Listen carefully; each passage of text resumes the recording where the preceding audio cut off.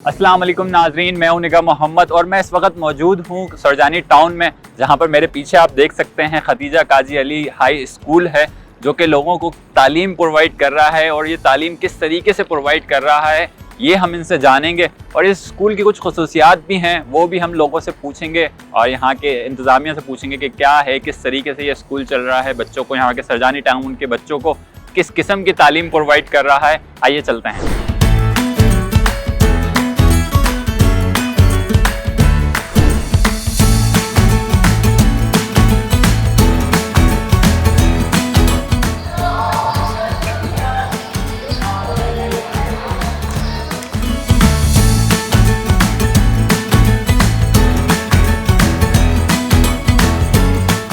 अच्छा, अब इस स्कूल की एक तलबा भी हमारे साथ मौजूद है, इनसे भी थोड़ी सी बातचीत करते हैं। अस्सलाम वालेकुम। वालेकुम सलाम। कौन सी क्लास में पढ़ती हैं आप? मैं 9th क्लास की 9th स्टूडेंट क्लास में। और फिजा, स्कूल कैसा है, क्या पढ़ रही हैं आप? माशाल्लाह क्या करना है से बड़े होके आपने? मुझे आर्मी में जाने का शौक़ है और माशाल्लाह से मेरे स्कूल वाले भी मुझे सपोर्ट बहुत करते हैं और मैं 1 क्लास से यहाँ पे पढ़ रही हूँ, तो माशाल्लाह से बहुत अच्छा एक्सपीरियंस है। बहुत प्यारा स्कूल है, बहुत अच्छा स्कूल है।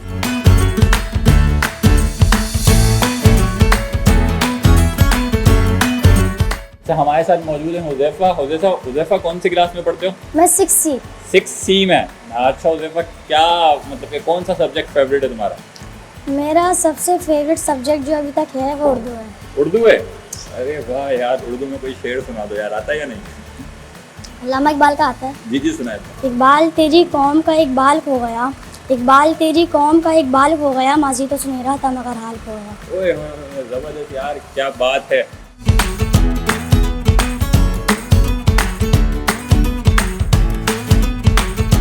तो ये स्कूल हमने आपको पूरा घुमाया, तो हमने कहा किसी टीचर से भी बात करते हैं यहाँ की। तो हमारे साथ मौजूद हैं इरफाना। बच्चों के बारे में यहाँ बताएं कि पढ़ने में कैसे हैं, ज़्यादा परेशानी होती है पढ़ाने में या नहीं, या सही है? टेक्नोलॉजिकल अगर मैं बात करूँ अपने सब्जेक्ट के हवाले से, तो हाँ थोड़ी सी परेशानी होती है क्योंकि उनके घरों पे कंप्यूटर्स नहीं होते। वो इतने टेक्नोलॉजिकल मतलब फ्री नहीं होते, इतना उनको यूज़ टू नहीं होते यूज़ करने के लिए। लेकिन ये है कि जब हम उनको सिखाते हैं तो बहुत अच्छा हमें आउटपुट मिलता है और काफ़ी बेहतर करते हैं। और हम स्टेम भी पढ़ाते हैं यहाँ पर, रोबोटिक्स की और कोडिंग्स, प्रोग्रामिंग वगैरह की भी क्लासेस देते हैं, तो उसमें भी बच्चे बहुत अच्छा करते हैं।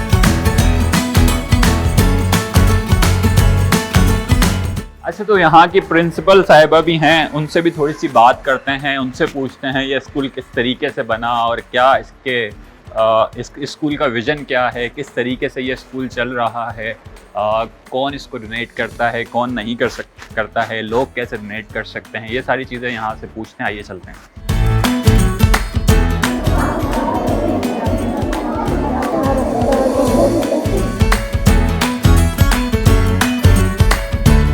भाई साहब कहते थे एक मिडिल क्लास आदमी जब एक फीस देने के लिए मेरे पास आता है, जो कि मैंने बहुत ही एक नॉमिनल सी फीस रखी है, तो उसमें उनको इतनी परेशानियां होती हैं, तो सोचो उनका क्या होता होगा जो पैसे अफोर्ड नहीं कर सकते हैं।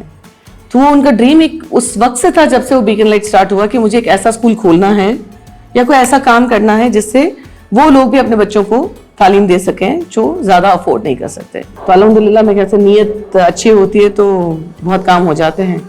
तो ये स्कूल खुल गया और इसी मकसद से खुला कि एजुकेशन फॉर ऑल। इस वक्त तकरीबन मेरे पास 1070 बच्चे हैं इसमें। फीस के लिए तो सिंपल सी स्टोरी ये है कि भाई आप जितना आपकी जेब आपको इजाजत देती है उतनी आप फीस दीजिए। हमने 0 फीस नहीं रखा कभी। हमने कहा जो आप दे सकते हैं वो आप जरूर दीजिए। 70% बच्चे मेरे पास बिलो 400 की फीस में पढ़ रहे हैं। बाकी जो बच्चे हैं वो कुछ 500 पे हैं, कुछ 600 पे हैं।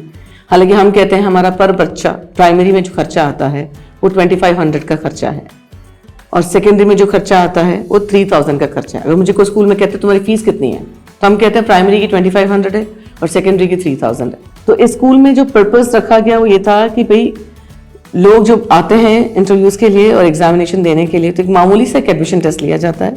हमने शुरू में क्लास 1, 2, 3 से स्टार्ट किया।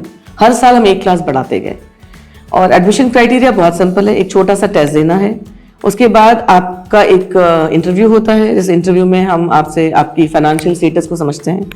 फिर उसके बाद एक सर्वे कंडक्ट किया जाता है कि आपने जो बात बताई हमें फाइनेंशियल स्टेटस के हवाले से वो कितनी दुरुस्त है।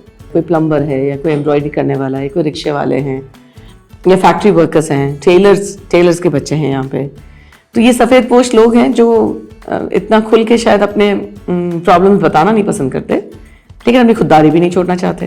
तो मुझे लगता है इसीलिए ये वर्कआउट कर गया फॉर्मूला। आज तक मुझे नहीं लगता कि मैंने किसी को बोला हो कि नहीं आपके सर्वे में तो आपको गलत आपने बयान नहीं करी, आप तो अब ज़्यादा दीजिए, ऐसा कभी भी नहीं हुआ। अभी हम 2022-23 के सेशन में बैठे हुए हैं और इस वक्त मेरे पास क्लास 11 तक अल्हम्दुलिल्लाह हम पहुंच चुके हैं। हमारा मैक्सिमम लिमिट क्लास 12 है, यानी कि कॉलेज कंप्लीट करेंगे बच्चे यहाँ से इंशाल्लाह। हमारा बेसिक स्ट्रक्चर ये कहता है कि एक क्लास में 30 बच्चे होने चाहिए और इस वक्त हमारे पास हर क्लास के 4 सेक्शंस हैं।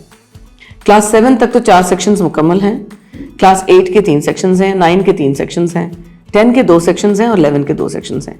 लेकिन जैसे जैसे साल बढ़ते चले जाएंगे वो भी 4-4 के ग्रुप पे तब्दील होते चले जाएंगे।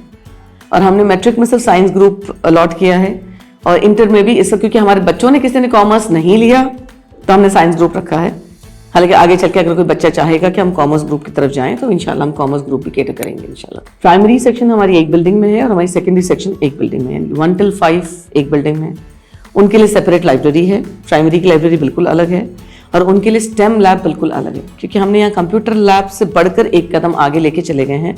हमारे बच्चे यहाँ पर स्टेम एजुकेशन हासिल करते हैं। सेकेंडरी में जब हम आ जाते हैं तो यहाँ पर physics lab, chemistry lab, biology lab, again stem lab. बड़े बच्चों का वो कंप्यूटर लैब की तरह काम करता है, छोटे बच्चों के लिए यानी मिडिल स्कूल के बच्चों के लिए वो स्टेम लैब की तरह काम होता है। और सेकेंडरी की लाइब्रेरी बिल्कुल अलग से है। और ये क्योंकि एक वेलफेयर कॉम्प्लेक्स के अंदर स्कूल आता है तो यहाँ पर एक क्लिनिक भी मौजूद है जहाँ पर बच्चों को अगर कोई फर्स्ट एड की ज़रूरत पड़े तो हम कर सकें। हालांकि वो क्लिनिक यहाँ के लोगों के लिए है। और मैं थोड़ा और एजुकेशन के सिलसिले में अगर आपको बताऊँ तो क्लास 1 till 5 हमारे पास एग्जाम्स नहीं होते, हम उनको खाली एक डे बाय डे असेसमेंट पे लेके चलते हैं। हालांकि असेसमेंट के नाम से हम असेसमेंट लेते ज़रूर हैं, लेकिन वो सिर्फ इसलिए होता है कि बच्चों को थोड़ी प्रैक्टिस रहे एक टेस्ट देने की, क्योंकि आगे चल के टेस्ट देना पड़ता है। हमारा हर बच्चा हमारे लिए इंपॉर्टेंट है और हर बच्चे ने जो भी स्कोर किया उसने अपनी मेहनत से स्कोर किया, ये हमारे लिए बहुत मायने रखता है। और उसका जो अपनी क्वालिटी है, अगर कोई क्रिकेट में बहुत अच्छा है, अगर कोई आर्ट में बहुत अच्छा है, अगर किसी की इंग्लिश बहुत अच्छी है, अगर किसी की मैथमेटिक्स बहुत अच्छी है, तो हम उसको प्रेज करते हुए उसका सर्टिफिकेट डिज़ाइन करते हैं, उसकी शील्ड डिज़ाइन करते हैं, ना कि ये कहते हुए कि तुमने 90+ लिया है तो तुम मेरे लिए बहुत अच्छे। मेरे लिए वो बच्चा भी बहुत अच्छा है जो 70% लिया। मेरे बच्चे क्विज कॉम्पिटिशन्स में जाते हैं, स्पीच कॉम्पिटिशन्स में जाते हैं, वॉलंटियरिंग के लिए जाते हैं, जहाँ कहीं भी जाते हैं कुछ ना कुछ अच्छा काम करके ज़रूर आते हैं। एज अ सपोर्टिंग के लिए हम कहते हैं be a sponsor in very different ways. Number 1 वो एक बच्चा अडॉप्ट कर लें। जैसे मैंने कहा प्राइमरी का बच्चा अडॉप्ट करना चाहते हैं तो 2500, सेकेंडरी का बच्चा अडॉप्ट करना चाहते हैं तो 3000 रुपीज़। इसमें बच्चे को कोर्स बुक फ्री में मिलता है और 2 यूनिफॉर्म भी फ्री में मिलते हैं। कोई क्लास अडॉप्शन पे जाना चाहता है, पूरी क्लास अडॉप्ट करना चाहता है, तो उसमें प्राइमरी के 45,000 रुपीज़ हैं और सेकेंडरी के 55,000 रुपीज़ हैं। लेकिन इसमें उन बच्चों को कोर्स बुक्स और यूनिफॉर्म नहीं मिलते, ये सिर्फ उनकी ट्यूशन फी को कवर करता है। Monthly 5,000 rupees for 3 years। अगर हमें 200 लोग मिल जाएं ऐसे जो कंट्रीब्यूट कर सके तो आप समझ लें 3 साल में हमारे हाथ में 6 करोड़ रुपए हों। वैसे ही जनरल डोनेशन अगर कोई देना चाहता है तो वो जनरल डोनेशन दे सकता है। सुरजानी में बिजली नहीं होती है, 3 घंटे के लिए 2 घंटे के लिए आती है, 3 घंटे के लिए चली जाती है, फिर 2 घंटे के लिए आती है, फिर 3 घंटे के लिए चली जाती है। तो इस तरह तो स्कूल रन नहीं कर सकता था। तो उस पर जो है हुआ कि भाई इतनी धूप है अल्लाह ताला की तरफ से, तो इसका क्यों नहीं इस्तेमाल किया जाए। तो फिर सोलर पे हमारा दोनों स्कूल इस वक्त ऑपरेट कर रहे हैं। बल्कि मैं इसमें इजाफा कर दूँ, सोलर तो लगा ही लगा, तो जो सोलर प्लांट जिन्होंने हमें लगाया तो यहाँ पर हमारे पास आरओ प्लांट की भी सहूलत है और उससे हमारे पानी के भी मसले हल हो गए। Khadija Kazi Ali memorial high school का मोटो ये है कि it's education for all and be the change to bring the change.